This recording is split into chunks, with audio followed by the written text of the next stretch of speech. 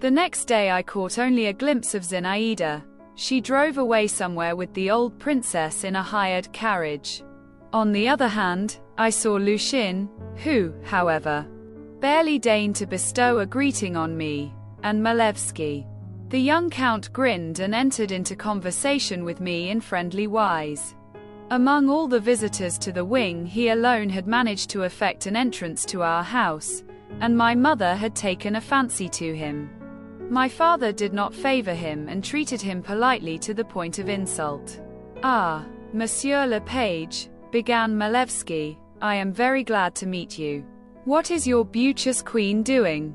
His fresh, handsome face was so repulsive to me at that moment, and he looked at me with such a scornfully playful stare, that I made him no answer whatsoever. "Are you still in a bad humor?" he went on. "There is no occasion for it. It was not I, you know, who called you a page, and pages are chiefly with queens. But permit me to observe to you that you are fulfilling your duties badly." "How so?" "Pages ought to be inseparable from their sovereigns. Pages ought to know everything that they do. They ought even to watch over them," he added, lowering his voice, "day and night." "What do you mean by that?" "What do I mean? I think I have expressed myself plainly. Day and night. It does not matter so much about the day. By day it is light and there are people about. But by night, that's exactly the time to expect a catastrophe. I advise you not to sleep o' nights and to watch. Watch with all your might. Remember, in a garden, by night, near the fountain. That's where you must keep guard. You will thank me for this."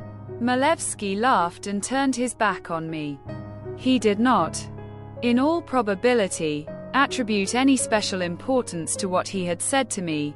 He bore the reputation of being a capital hand at mystification, and was renowned for his cleverness in fooling people at the masquerades, in which that almost unconscious disposition to lie, wherewith his whole being was permeated, greatly aided him. He had merely wished to tease me, but every word of his trickled like poison through all my veins. The blood flew to my head. "Ah, so that's it," I said to myself. "Good. So it was not for nothing that I felt drawn to the garden. That shall not be," I exclaimed, smiting myself on the breast with my fist. Although I really did not know what it was that I was determined not to permit. Whether Malevsky himself comes into the garden, I thought, perhaps he had blurted out a secret. He was insolent enough for that, or someone else. The fence of our vegetable garden was very low, and it cost no effort to climb over it, at any rate. It will be all the worse for the person whom I catch. I would not advise anyone to encounter me. I'll show the whole world and her. The traitress, I actually called her a traitress, that I know how to avenge myself. I returned to my own room, took out of my writing table a recently purchased English knife, felt of the sharp blade, and, knitting my brows, thrust it into my pocket with a cold and concentrated decision, exactly as though it was nothing remarkable for me to do such deeds. And this was not the first occasion. My heart swelled angrily within me and grew stony. I did not unbend my brows until nightfall and did not relax my lips, and kept striding back and forth, clutching the knife which had grown warm in my pocket, and preparing myself in advance for something terrible. These new, unprecedented emotions so engrossed and even cheered me, that I thought very little about Zinaida herself. There kept constantly flitting through my head Aleko, the young gypsy. 6. Where art thou going, handsome youth? Lie down, and then. Thou'rt all with blood bespattered. Oh, what is it that thou hast done? Nothing. With what a harsh smile I repeated that, nothing. My father was not at home, but my mother, who for some time past had been in a state of almost constant, dull irritation, noticed my baleful aspect at supper, and said to me, "What art thou sulking at? Like a mouse at groats? I merely smiled patronizingly at her by way of reply and thought to myself, if they only knew. The clock struck 11. I went to my own room but did not undress.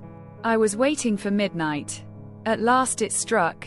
"'Tis time," I hissed between my teeth, and buttoning my coat to the throat and even turning up my sleeves, I betook myself to the garden. I had selected a place beforehand where I meant to stand on guard.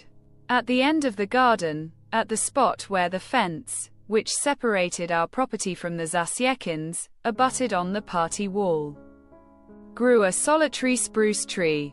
Standing beneath its low, thick branches, I could see well, as far as the nocturnal gloom permitted, all that went on around.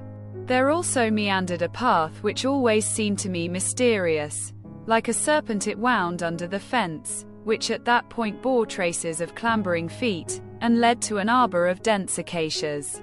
I reached the spruce tree, leaned against its trunk and began my watch. The night was as tranquil as the preceding one had been, but there were fewer storm clouds in the sky, and the outlines of the bushes, even of the tall flowers, were more plainly discernible. The first moments of waiting were wearisome, almost terrible. I had made up my mind to everything. I was merely considering how I ought to act. Ought I to thunder out, "Who goes there?" Halt! Confess, or die, or simply smite? Every sound, every noise and rustling seemed to me significant, unusual. I made ready. I bent forward. But half an hour elapsed, my blood quieted down and turned cold. The consciousness that I was doing all this in vain, that I was even somewhat ridiculous, that Malevsky had been making fun of me, began to steal into my soul. I abandoned my ambush and made the round of the entire garden, as though expressly. Not the slightest sound was to be heard anywhere. Everything was at rest. Even our dog was asleep, curled up in a ball at the gate.